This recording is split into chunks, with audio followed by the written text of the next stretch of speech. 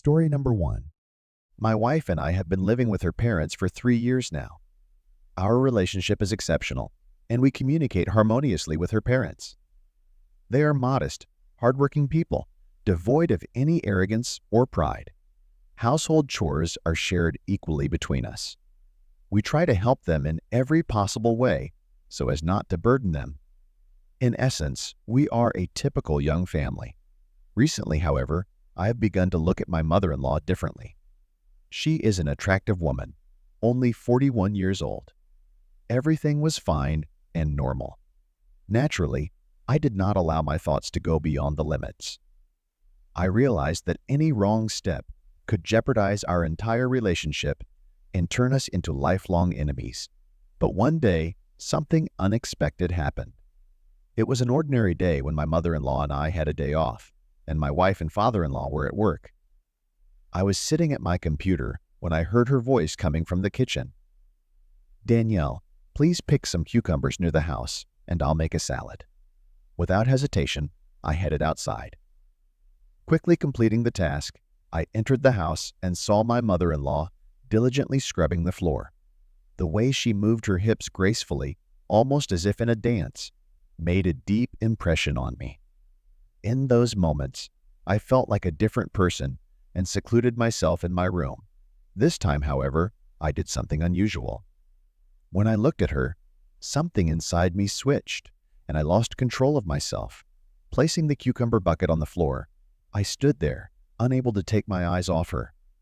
Then my mother-in-law, seemingly suspecting something wrong, leaned over and looked at me and then at the cucumbers I had picked.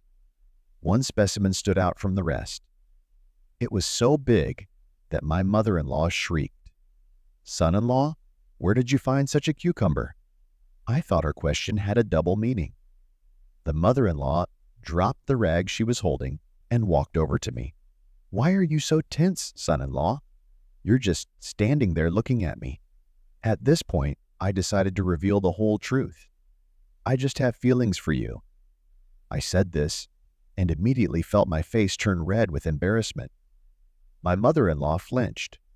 "Are you saying that you have feelings for me? Honey, why didn't you say anything before?" "You see, Danielle, my husband and I haven't had a romantic relationship in a long time, and I suspect he's cheating on me. I wanted to get back at him once, but I had no one to do it with. Now I think you might be able to help me." "Yes, of course I'll help you. I'd do anything for you." "That's good. Good for you. Come on, son-in-law. I'll freshen up now, and you come and see me in half an hour." I was in a state of shock at what I heard. Half an hour passed quickly, and I found myself standing outside her room. The door opened, and my mother-in-law, without saying a word, pulled me inside. It was an extraordinary experience. The next day went as usual. I walked my wife to work, came home and sat down at the computer. I proceeded carefully, not wanting to scare her. Besides, my mother-in-law took charge of the situation.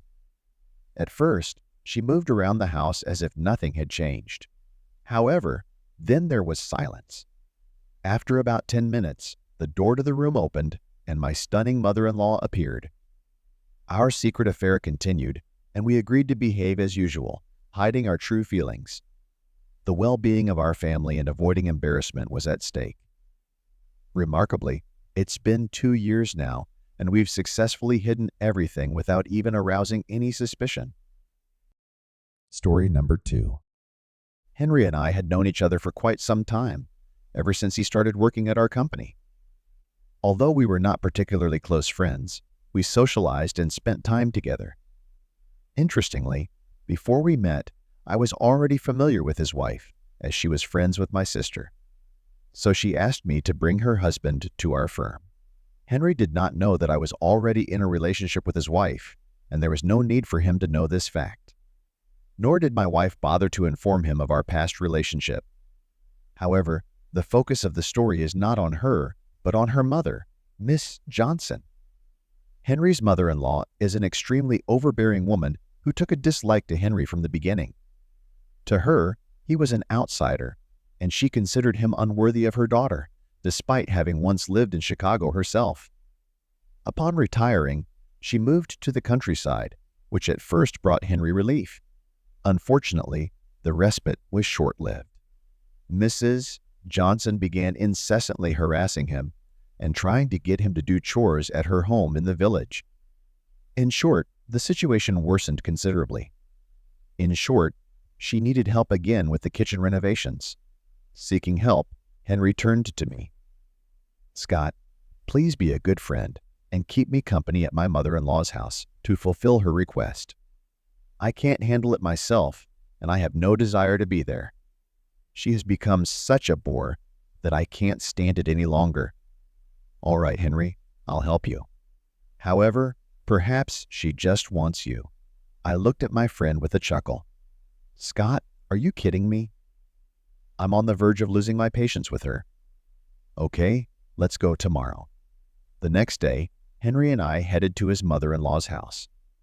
We drove quickly through traffic and arrived at her village by 8:00 a.m. After parking the car, we entered the house to greet Henry's favorite mother-in-law. "Good morning, guys. I wasn't expecting your early arrival. Henry, please introduce me to your friend."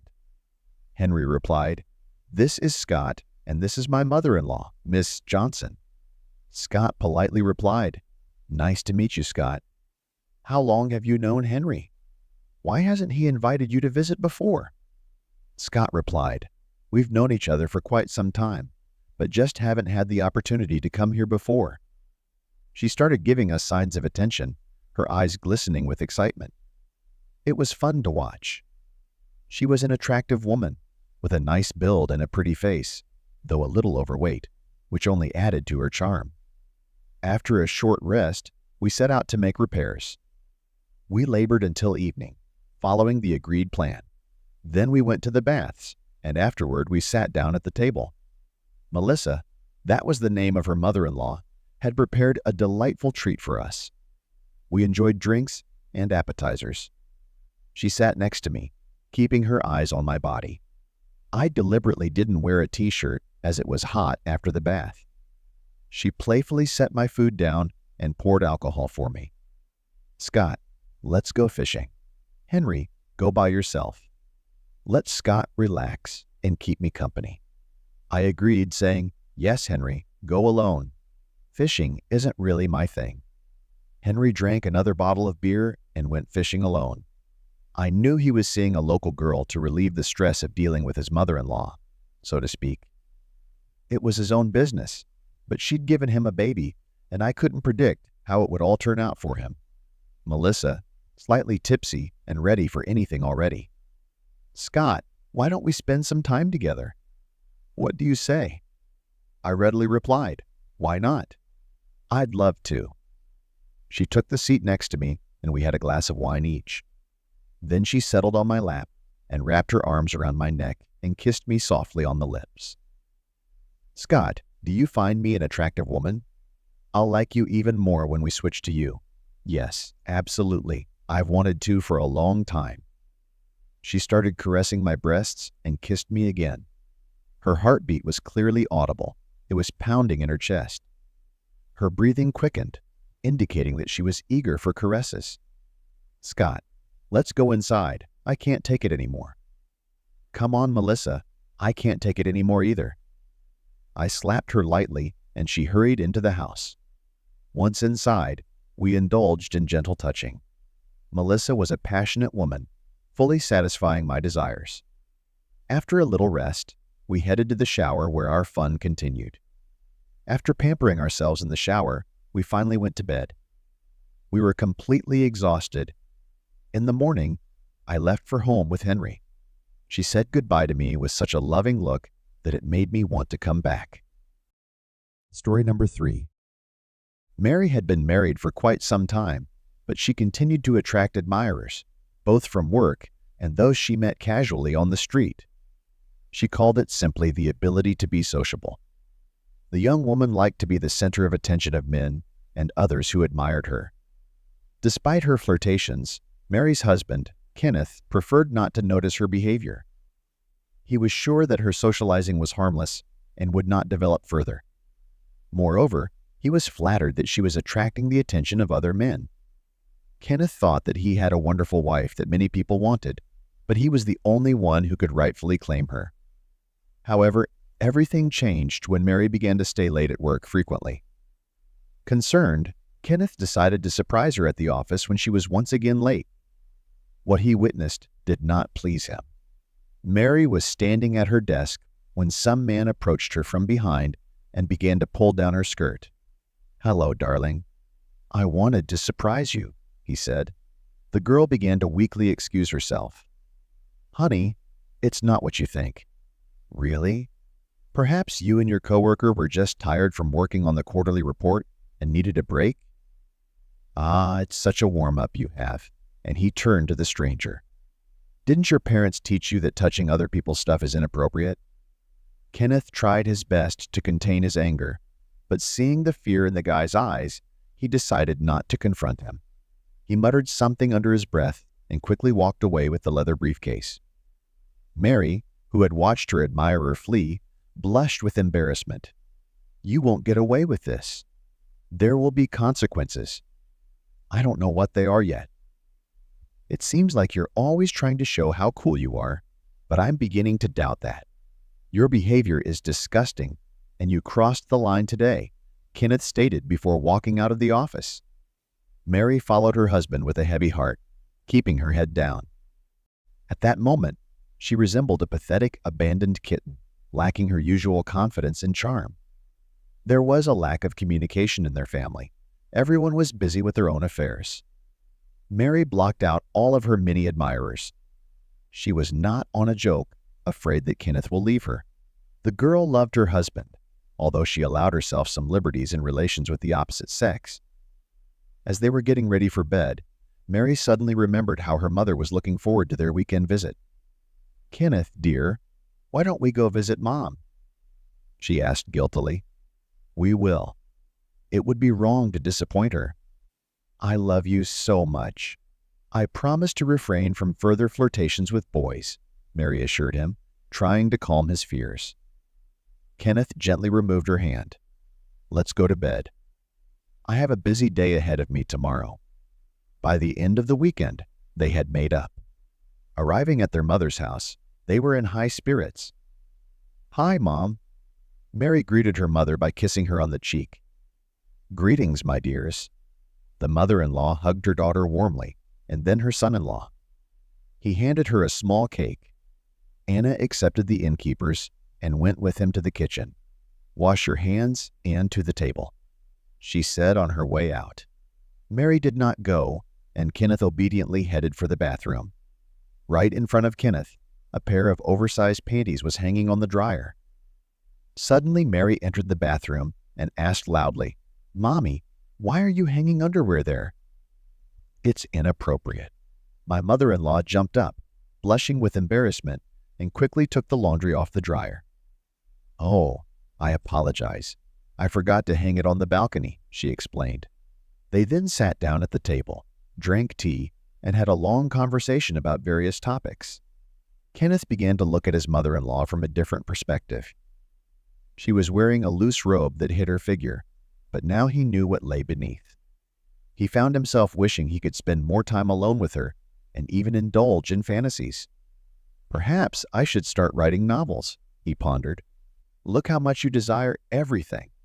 "I've already stroked my mother-in-law several times, and in different ways," he thought. Suddenly there was the sound of fireworks outside the window, indicating a celebration. Everyone quickly got up and gathered around the window to watch. Kenneth found himself right behind his mother-in-law's back, pressing against her slightly, maybe even more than necessary. She felt it, especially below the waist. The mother-in-law froze, hesitant to make a move. The evening ended on a romantic note. They said a friendly goodbye and hugged. Anna avoided looking at her son-in-law, who grinned, already planning his next move. Kenneth called his mother-in-law to see if she was free in the afternoon. She hesitated and answered vaguely, saying she planned to buy fresh vegetables at the market. Kenneth offered to go together, picking her up an hour later. "I don't feel comfortable bothering you for such a trifle," her mother-in-law objected. "Nonsense. I am glad to help you, and you are not inconveniencing me," he insisted. At the market, they strolled through the stalls, looking at the wares and shopping. I enjoy accompanying my mother-in-law to the market. It is a new and enjoyable experience for me. In the past, shopping was always boring. It feels like heaven here. My mother-in-law has such an irresistible charm that sellers, especially men, are willing to offer her goods at a considerable discount, the son-in-law thought proudly, carrying bags full of vegetables. Finished with their shopping, they headed for the car. "Anna, let's go somewhere and have coffee." "Forget about these cafes." "Let's go home. I'll make coffee for you." "On the way, we'll stop at a bakery and get some cakes." "I buy them often. They are incredibly delicious and, most importantly, fresh," she replied. "Okay, let's do that," the man agreed, and thought to himself, "You are as delicious as a sweet American pie." Upon reaching his mother-in-law's house, Kenneth obediently sat down beside her while she made coffee. He admired her movements, her looks, and her beautiful laugh. He found it quite charming. "Everything is ready," she announced as the tantalizing aroma of coffee filled the kitchen. They enjoyed the divine beverage and daintily savored the cakes. There was some cream left on his mother-in-law's lips, and Kenneth wiped it off with his finger and tasted it. The woman blushed with embarrassment. And that's where it all began. The son-in-law felt a sense of satisfaction. He felt a rush of warmth. His hands trembled with anticipation. The mother-in-law noticed how he was looking at her strangely and became even more embarrassed. "I'm acting like an immature person. I'm going to scare my mother-in-law to death. I have to pull myself together or I'll ruin everything." Kenneth pondered and looked away. Anna got up from the table and went to the sink to wash the cups. Her son-in-law stiffened at her mother-in-law's back, then slowly walked up behind her and hugged her. They stood like that for a while. "Don't be afraid of me." He turned his mother-in-law to face him and started kissing her gently. He did it very delicately, without any force or haste. His hands felt how the woman's tense body gradually began to relax. The mother-in-law was still wary of meeting her son-in-law's gaze, but did not resist. He put his arms around the woman and carried her into the bedroom. The mother-in-law surprised his son-in-law very much. It turned out that what they were happily doing at the moment, she was able to do perfectly, something he had never encountered before. All in all, Kenneth had set everything up with good judgment, and everything turned out just fine. His revenge on his wife had been successfully accomplished.